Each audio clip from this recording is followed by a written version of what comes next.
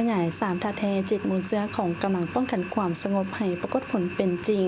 สวัสดีท่านผู้ชมที่เคารพเพื่อนมิตรสหายนายและพลตำรวจที่หักแผงทุกท่าน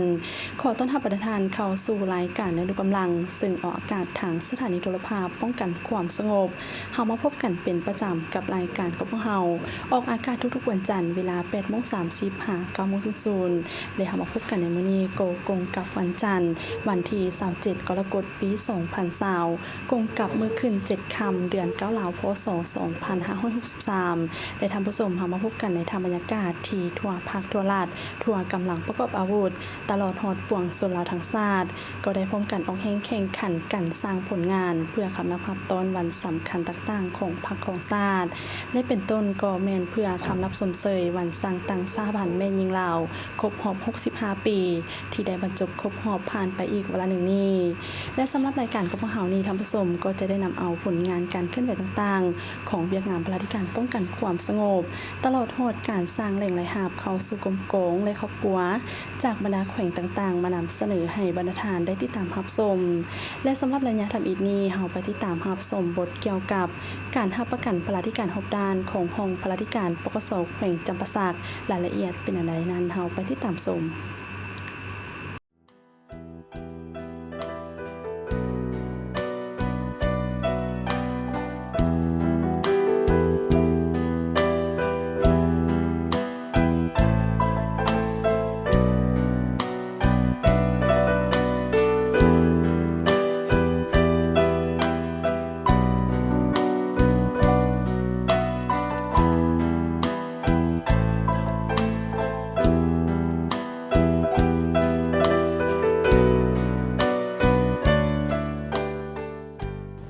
ห้องปฏิบัติการป้องกันความสงบแขวงจำปาสักแม่นห้องหนึ่งที่นอนในกรุงจักรการจัดตั้งของกองบัญชาการป้องกันความสงบแขวงจำปาสัก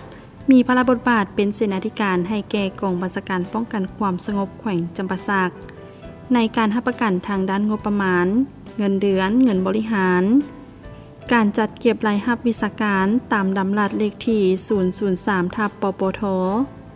รับประกันเครื่องอุปโภคบริโภคพาหนะวัตถุอุปกรณ์เทคนิคการคุ้มครองน้ำใช้พื้นฐานโครงล่างตลอดฮอดการเบิ่งแยงและรักษาสุขภาพให้นายได้พลตำรวจทั่วปกส.แขวงจำปาสักรับประกันให้แต่ละเหล่ารูปวิชาเฉพาะเคลื่อนไหวสำเร็จหน้าที่ตามการมอบหมาย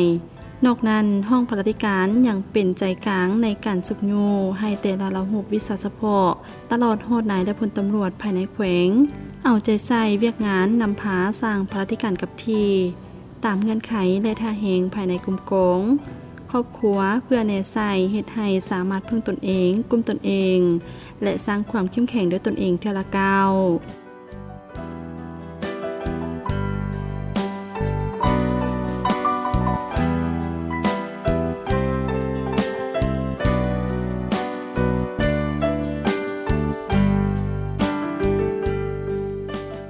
ห้องพลาธิการป้องกันความสงบแขวงจำปาสักประกอบมีหัวหน้าห้อง1 สหายและมีคณะ4 สหายมี7 แผนกและ1 ห้องหมอขึ้นกับตลอดระยะ1 ปีผ่านมาคณะภาคคณะห้องพลาธิการ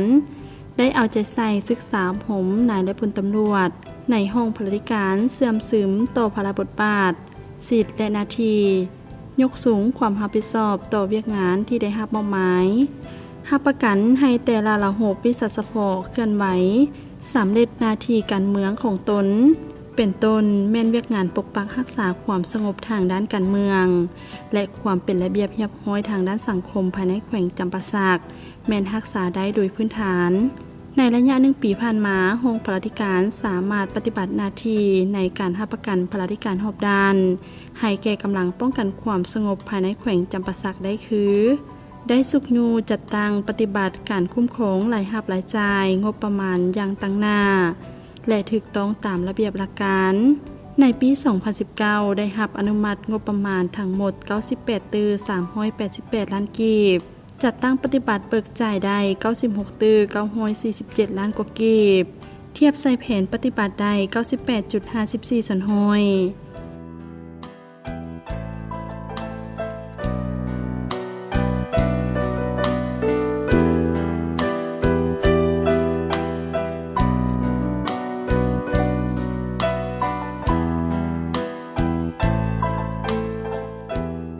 ได้เอาใจใส่ซอกแหล่งรายรับจากการผลิตธุรกิจและรายรับอื่นๆเพื่อนำมามอบเข้าคลังของห้องพลาธิการในปี 2019 ผ่านมาสามารถเก็บรายรับได้ทั้งหมด 14 ตื้อ 700 กว่าล้านกีบจ่ายออก 12 ตื้อ 85 กว่าล้านกีบยังเหลือ 2 ตื้อ 600 กว่าล้านกีบเวียกงานอุปโภคบริโภค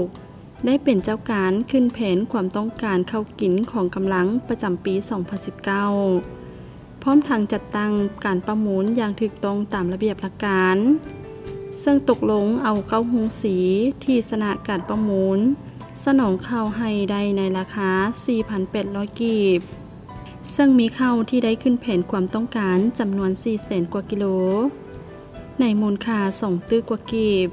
พร้อมกันนั้นในต้นปี 2020 ยังได้จัดตั้งประมูลเพิ่มเติมอีก 8 โรงสีที่ชนะการประมูลสนองข้าวให้ในราคา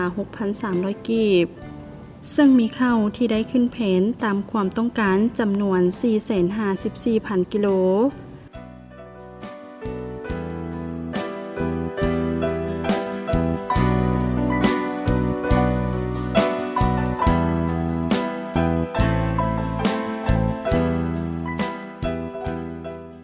ส่วนเครื่องนุ่งห่มในปีผ่านมาได้จัดตั้งการเบิกจ่าย93รายการเบิกจ่ายแล้ว20รายการเครื่องใช้ห้องการรวมทั้งยอดยกม้ามี79รายการเป็นเงิน86ล้าน3แสนกว่ากีบจ่ายออกในปี 2019 46รายการเป็นเงิน82ล้าน9แสนกว่ากีบ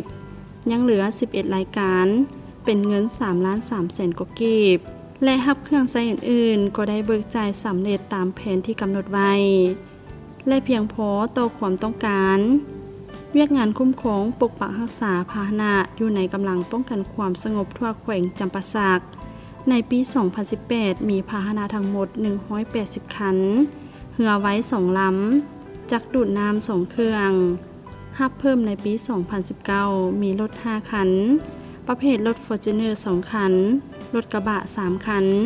ผ่านมาก็ได้เอาใจใส่ปกปักรักษากวาดเซ็กจากรถเป็นประจำให้มีความเกี่ยมพร้อมรับใช้หน้าที่ทันกับความต้องการ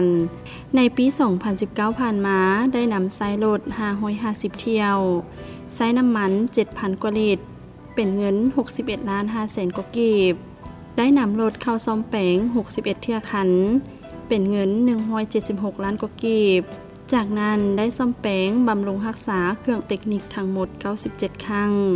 เป็นเงิน103ล้าน4แสนกว่ากีบศกปี 2019 ได้รับอนุมัติงบประมาณน้ำมันเสื้อไฟภาค62เป็นเงิน670ล้านกีบจัดแบ่งให้บรรดาปกส.เมืองนคร267ล้านกว่ากีบให้บรรดาห้องและปกส.แขวง153ล้านกีบรักษาไว้จ่ายบริการรวมกลมโกง200กว่าล้านกีบ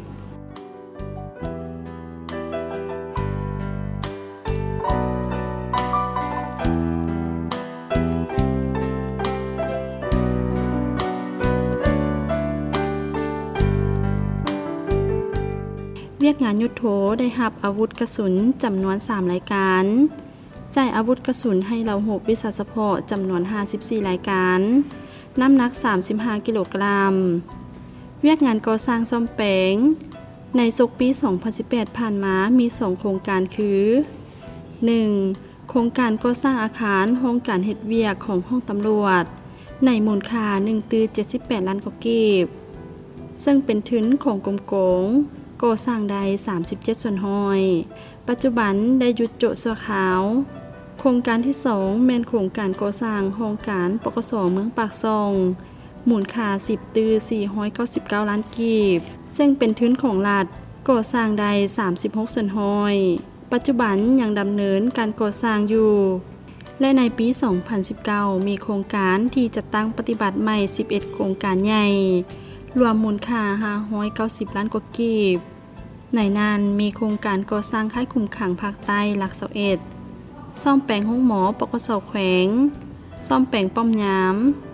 ก่อสร้างเรือนครัวอยู่ด้านสากลวังเตาซองเมกและโครงการอื่นๆที่จำเป็นเวียกงานคุ้มครองทรัพย์สินที่ดินในปี 2019 ได้ขอที่ดินเพิ่ม1ตน เนื้อที่ 35.37 เฮกตาร์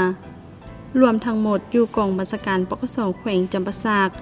มีดินรวม71ตอนเนื้อที่ 300,000 กว่าเฮกตาร์มีอาคารห้องการเฮ็ดเวียกทั้งหมด150หลัง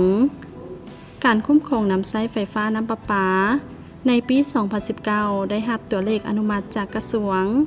552ล้านกีบ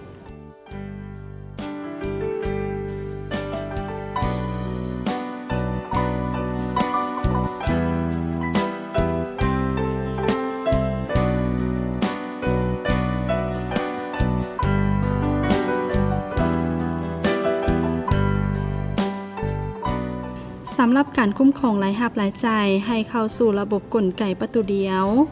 ในปี 2019 ผ่านมาได้รับตัวเลขเก็บรายรับให้ได้2ตื้อ500กว่าล้านกีบ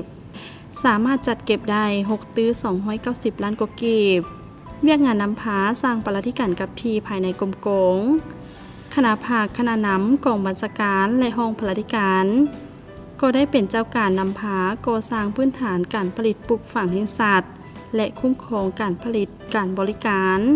ให้มีการขยายตัวอย่างต่อเนื่องในปี 2019 สามารถสร้างรายรับได้525ล้านกว่ากีบในนั้นอยู่ศูนย์ผลิตห้วยหมากแง้วเมืองบาเจียงสามารถผลิตอย่างได้ 71,049 กิโลสร้างรายรับได้324ล้านกว่ากีบศูนย์ผลิตบ้านหนองและเมืองปากซ่องได้เลี้ยงงัว71ตัวงัวเกิดใหม่6ตัวซื้อพ่อพันธุ์เข้าตื่ม1ตัวคัดออกขาย21ตัวเป็นเงิน49ล้าน6แสนกีบปัจจุบันยังมีงัว50ตัวศูนย์ผลิตหลัก84เมืองโขงได้บุกเบิกเนื้อที่ดินปลูกหมักม่วงหิมพานต์เนื้อที่ 5.2 เฮกตาร์มี 1,411 ต้นปัจจุบันแม่นยังอยู่ในขั้นตอนการบวรบัดรักษาให้ต้นหมากม่วงได้รับการเจริญเติบใหญ่และขยายตัวดี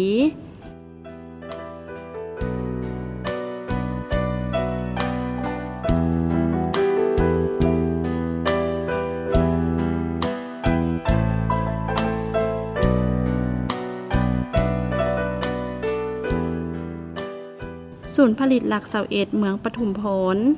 ได้จัดตั้งเปิดโรงงานตำแผ่นผ้าไหมลาวผ่านมาสามารถตำได้ 4,000 กว่าผืนขายได้65ล้านกว่าเก็บตำติ่นสิ้นได้148คู่ขายเป็นเงิน1ล้าน8แสนกว่ากีบรวมสร้างรายรับได้ทั้งหมด67ล้านกว่ากีบสำหรับโรงงานผลิตน้ำดื่มกาญนกสันติภาพปีผ่านมาสามารถผลิตน้ำดื่มตุกใหญ่ได้ 78,000 กว่าตุกตุกกลางได้336แพ็คตุกน้อยได้489แพ็คสร้างรายรับได้ทั้งหมด333ล้านกว่ากีบเวียกงานคุ้มครองการผลิตก็ได้เอาใจใส่กวดกาการจัดตั้งปฏิบัติสัญญาร่วมกับเอกชนที่มีความรับประกันและถูกต้องตามสัญญาปีผ่านมาสามารถสร้างรายรับได้285ล้านกว่ากีบนอกนั้นอยู่ภายใต้กองบัญชาการยังได้เอาใจใส่สร้างตั้งกองทุนพัฒนากรมกงและครอบครัวพนักงานปัจจุบันมีสมาชิกทั้งหมด 1,831 สหายมีทุนหมุนเวียนเกือบ2ตื้อกว่ากีบจากการปล่อยให้พนักงานกู้ยืมในปี 2019 ผ่านมาสามารถเก็บรายรับจากดอกเบี้ยกู้ยืมได้407ล้านกีบท่านพันโทบุญเลิศแก้วบัวผาคณะภาคกองบัญชาการเลขาหน่วยภาคหัวหน้าห้องปลัดธิการปกสแขวงจำปาสักได้กล่าวในบทสัมภาษณ์เกี่ยวกับเวียกงานรับประกันปลัดธิการหอบด้านในทั่วกำลังปกสแขวงจำปาสักเติมอีกว่า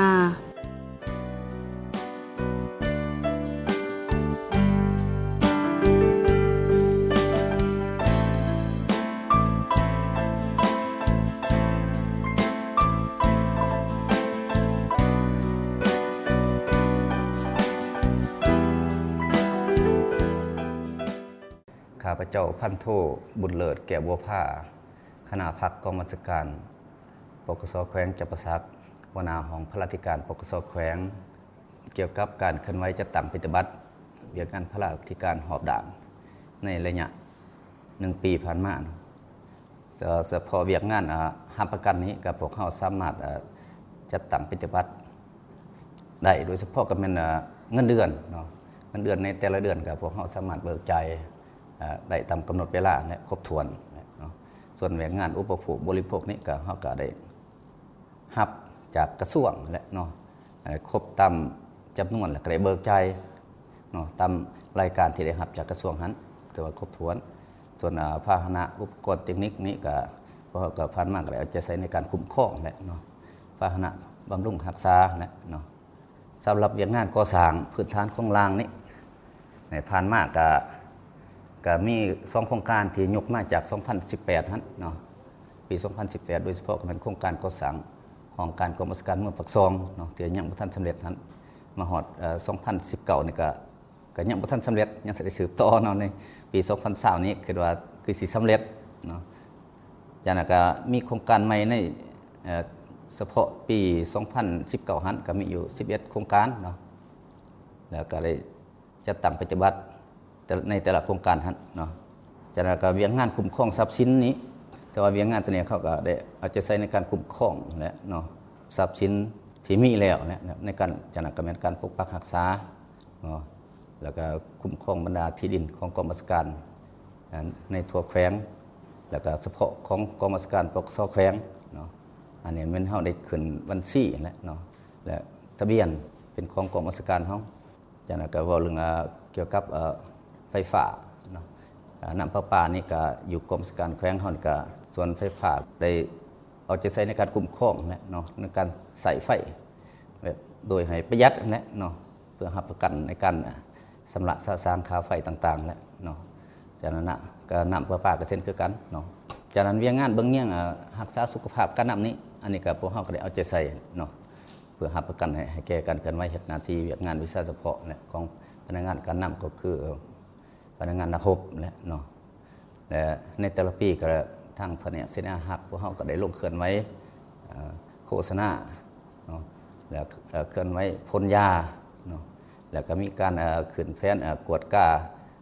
สุขภาพการน้ำเนาะนับแต่คัน5ฮอดคัน8ในแต่ละปีอันนี้ก็เฮาก็ได้จัดตั้งปฏิบัติเนาะจากนั้นว่าเรื่องการคุ้มครองรายรับรายจ่ายให้เข้าสู่ระบบกลไกประตูเดียวนี้ในทั้งพวกเฮานี่ก็ได้เอาใจใส่สมทบบรรดาห้องวิชาเฉพาะนี่แหละเนาะแล้วก็ได้แต่งตั้งเกินว่าพนักงานของเฮานี่ลงไปประจำวันที่มีรายรับเนี่ยเนาะเพื่อเก็บเข้าร่วมศูนย์เนาะอันนั้นจากนั้นเวียกงานสร้างพระราธิการกับทีนี้ถ้าผ่านมาเนี่ยพวกเฮาก็มีศูนย์เนาะศูนย์ปลูกฝังในศูนย์ปลูกฝังนี่ครับก็มีอยู่3ศูนย์นึงก็เป็นศูนย์ห้วยมะแง่วเนาะห้วยมะแง่วนี่มันเฮาปลูกยางพาราและปลูกมะม่วงหิมพานต์นี่ส่วนมะม่วงหิมพานต์มันปลูกใหม่แต่ว่าบ่ทันได้รับหมากผลสำหรับยางพารานี่ก็เฮาก็ได้กรีดเนาะในแต่ละใน1ปีผ่านมานี่ก็ถือว่าสามารถสร้างรายรับได้นี่190ล้านเนาะแต่ว่าเหลือจากหักสิ้นเปลืองและค่าแรงงานเนาะจากนั้นศูนย์น้องแหละศูนย์น้องแหละนี่มันได้เป็นศูนย์เลี้ยงงัวเนาะแล้วก็ปลูกหญ้าเพื่อเลี้ยงงัวเนาะในหันในปี 2019 งัวเฮาก็มีอยู่71ตัวเนาะใน71ตัวแล้วเฮาก็ได้ขายออกเนาะขายออกและขายออกในมีอยู่21ตัวเนาะถือว่าเป็นเงิน49ล้านกีบแต่ว่ายังงัวในปัจจุบันยัง50ตัวเนาะจากนั้นศูนย์หลัก84นี้อันนี้แม่นพวกเฮาได้ปลูกมะม่วงหิมพานต์เนาะ5เฮกตาร์แต่ว่ากำลังปลูกใหม่ถึงยังบ่ทันได้รับหมากผลจากนั้นก็พวกเฮามีศูนย์หัตถกรรมโดยเฉพาะเป็นการตำศิลป์เนาะตีนศิลป์นั้นอยู่ศูนย์หลัก21นั้นแต่ว่าปีนึงนี่เฮาก็สามารถสร้างรายรับได้40ล้านกว่ากีบเนาะจากนั้นพวกเฮาก็ยังมีโรงงานน้ำดื่มเนาะโรงงานน้ำดื่มกาสันติภาพแต่ว่าในโรงงานดังกล่าวนี้ก็สามารถผลิตและเนาะโดยเฉพาะเป็นรับใส่ภายในกำลังเฮานี่แหละเนาะและจำนวนหนึ่งก็เป็นบริการคนนอกเลยแต่ว่าในปีหนึ่งเนี่ยใน1ปีผ่านมานี่เฮาก็สามารถสร้างรายรับได้ทั้งหมดนี่171ล้านกีบจากนั้นก็แม่นเฮายังมีอาคารและที่ดินเนาะให้เซา เนาะถือว่าสร้างรายรับได้ทั้งหมดแหละรวมทั้งอาคารทั้งที่ดินหันก็ปีนึงนี่มีได้73ล้านกีบเนาะจากนั้นว่าระเบียงงานสุกอยู่การผลิตให้กรมกองหรือว่าครอบครัวนี้ก็ในหันที่หันนะพวกเฮาก็ยังมีกองทุนพัฒนาเนาะของกรมกองซึ่งว่าได้มีสมาชิกกองทุนทั้งหมดนี่1,831สหายเนาะแต่ว่ามีเงินหมุนเวียนอยู่ในหันก็ตื่อ900กว่ากีบเนาะวันนี้ในแต่ละปีนี้พวกเฮาได้ปล่อยให้สมาชิกกองทุนเฮากู้ยืมเนาะโดยดอกเบี้ยต่ำและ 1% เนาะและสามารถได้ดอกเบี้ยทั้งหมดใน1ปีนี่ครับผ่านการปล่อยให้สมาชิกกองทุนยืมนี่เฮาก็สามารถได้407ล้านกีบเนาะอันนั้นเป็นผ่านการจัดตั้งปฏิบัติเวียกงานพระราชการหอบด่านที่มีขึ้นในนั้นเนาะส่วนขอยุ่งยากนี้ก็เกิดว่าพวกเฮาปัญหาโดยเฉพาะก็แม่นว่าการผลิตนี้ก็แม่นเฮานำใส่แรงงานเนาะปัญหายุ่งยากเพราะว่าแรงงานเฮาใส่แรงงานนักโทษเนาะศูนย์ผลิตแต่ละบ่อนกับตามแผนนี้สันแรงงานนักโทษนี่เกิดว่ามันเป็นแรงงานดิบเนาะก็สันเกิดว่าเป็นแรงงานดิบแล้วเฮ็ดให้การผลิตเนี่ยมันก็บ่ได้สูงปานใดเนาะจากนั้นก็แม่นส่วนทิศทางแผนการในตอนนี้แม่นจะซุ่มใส่บรรดาปัญหาที่ได้ยกมากครั้งเท่านั้นเนาะซุ่มใส่ในการคุ้มครองและปกปักรักษา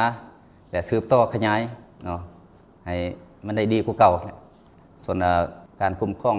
รายรับรายจ่ายให้เข้าสู่ประตูเดียวก็ซุ่มใส่ปฏิบัติตามข้อตกลงของรัฐมนตรีแหละเลขที่418เนี่ยเนาะอันนั้นขอให้สัมภาษณ์กันแล้วเนาะขอขอบใจ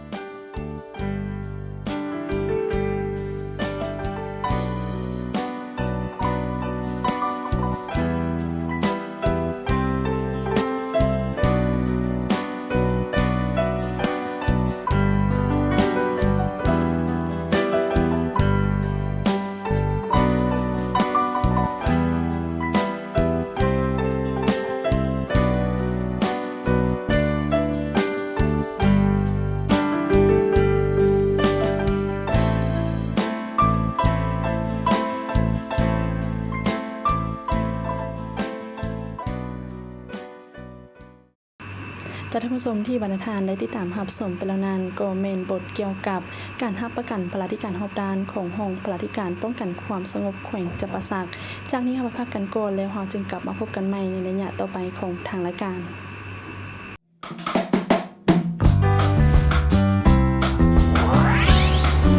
เลี้ยงดูกำลังเป็นรายการที่นำเสนอผลงานการเคลื่อนไหวของกำลังพลาธิการป้องกันความสงบเข้าในเวียกงานการรับประกันการสนองงบประมาณด้านต่างๆเครื่องอุปโภคบริโภคการเบิ่งแยงรักษาสุขภาพเวียกงานการก่อสร้างซ่อมแปลงและเหตุการณ์ผลิตธุรกิจต่างๆเพื่อแก้ไขชีวิตการเป็นอยู่ของกำลังป้องกันความสงบตามที่พึ่งตนเองกุ้มตนเองและสร้างความเข้มแข็งด้วยตนเองทีละก้าวโดยเฉพาะแม่นการนำเอาเทคนิคทางด้านวิชาการในการนำพาประกอบอาชีพต่างๆอันที่เป็นประโยชน์มาสู่ท่านผู้ชมผู้ฟังเพื่อนำไปพัฒนาเป็นอาชีพหลักหรืออาชีพเสริมของท่านได้ท่านสามารถรับชมรายการนี้ได้ทุกๆวันจันทร์เวลา 8:30 หา 9 โมงและเวลา 20:30 หา 21 โมงทางสถานีโทรภาพป้องกันความสงบลาว PSTV หรือสามารถรับชมรายการย้อนหลังได้ที่ www.youtube.com/ เลี้ยงดูกำลัง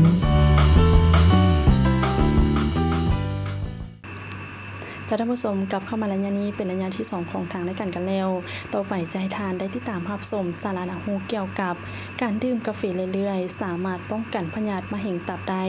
ซึ่งว่ารายละเอียดจะเป็นอย่างไรนั้นเฮาไปติดตามชม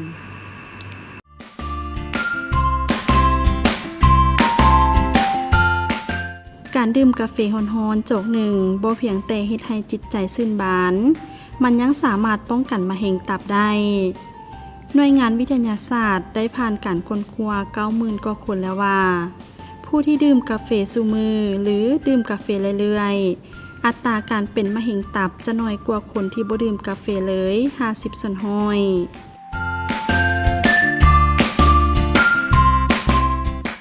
สารในกาแฟสามารถรักษาตับและเฮ็ดให้ความอันตรายที่จะเป็นมะเร็งตับน้อยลง ใน10 ปีที่ผ่านมาในหมู่คนที่บ่ดื่มกาแฟจักเทื่อหรือดื่มน้อย แต่ละ1 ในแสนมี 5,472 คนเป็นมะเร็งตับ เมื่อเทียบกันแล้วผู้ที่ดื่มกาแฟทุกมือ1 ในแสนคนเป็นมะเร็งตับมีเพียง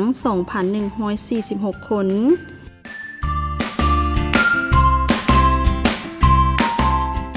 การดื่มกาแฟมื้อละ1-2 จอกจะรักษาตับได้ส่วนผู้ที่ดื่ม3-4 จอกก็ยังรักษาได้ดีในกาแฟมียาต้านออกซิดิเซอร์หลายชนิดที่มีผลระงับมะเร็งตับได้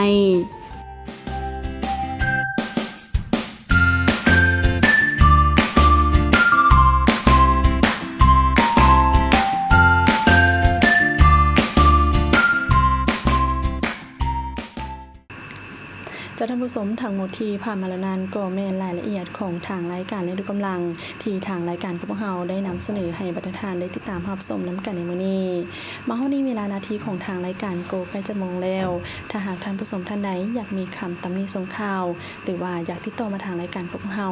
ก็สามารถติดต่อมาได้จากหมายเลขโทรศัพท์ที่ปรากฏอยู่ถึงหน้าจอของท่านผู้ชมอยู่ในขณะนี้มาพบกันได้ใหม่ในอาทิตย์หน้าในวันและเวลาเดียวกันนี้สำหรับมื้อนี้ข้าพเจ้าห้อยทูนางพลไซบุกผาพร้อมโดยทีมงานเล่นดูกำลังต้องขอลาท่านผู้ชมไปก่อนสบายดี